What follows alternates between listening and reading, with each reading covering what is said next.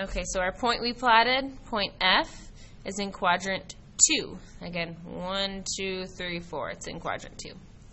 Okay, lastly, we're going to look at how to make a scatter plot. So this talks about the number. So it says the number of hours you spent studying for 5 different math tests, and the score you got on each test is given in the table. Make a scatter plot of the data and describe any relationship you see. Okay, so I am going to draw a nice, neat line here. Now, notice all my numbers are positive. So when I plot this, like, you know, my x values are positive and my y values are positive. So I'm going to focus on quadrant 1 because that's where my points are going to lie. So I'm going to just draw a picture of quadrant 1, mostly. To plot this. Okay.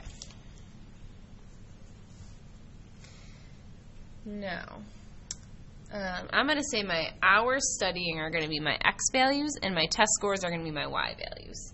So along my x-axis, I need to have 1, all the way from 1 to 5. So I'm going to say 1, 2, 3, 4, 5. And this is the hours studying.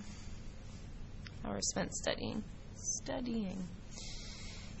And then test scores are going to go along the y-axis. So next, I need to label my y-axis all the way up to, so it goes from 55 up to 98. So I'm going to make my test scores go all the way up to 100. So maybe I might count by tens here. 10, 20, 30, 40, 50, 60, 70, 80, 90, 100.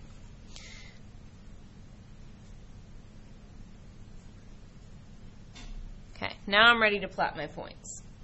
So here's one ordered pair. I have to go 1, 55 over 1. That's my x value. My y value is 55.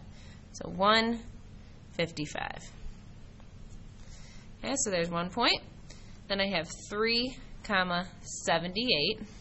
So again, these are forming ordered pairs that I'm plotting. This is 3, 78. So if I spend 3 hours studying, I get a 78 on my test. If I spent 1 hour, for this test I only spent 1 hour studying, I got 55. 3 hours, 78.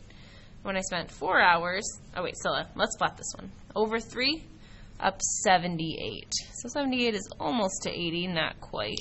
Oops. Yeah. Okay, when I spent 4 hours studying, I got an 86. So if I go over 4, up 86, that's somewhere between 80 and 90, a little bit more towards 90, so I'll put that there. Another test, I also spent 4 hours studying, I got an 89. So I'll say 4, 89, over 4, up 89, so even a little bit higher. And this test I studied really hard. I studied 5 hours, and I got a 98%. Studying pays off. So over 5, you want to go up your y value, 98. Almost to 100.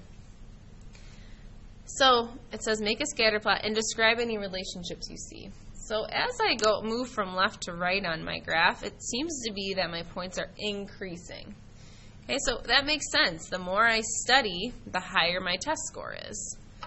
So I'm going to make a couple statements here. I'll say the points rise from left to right, from left to right,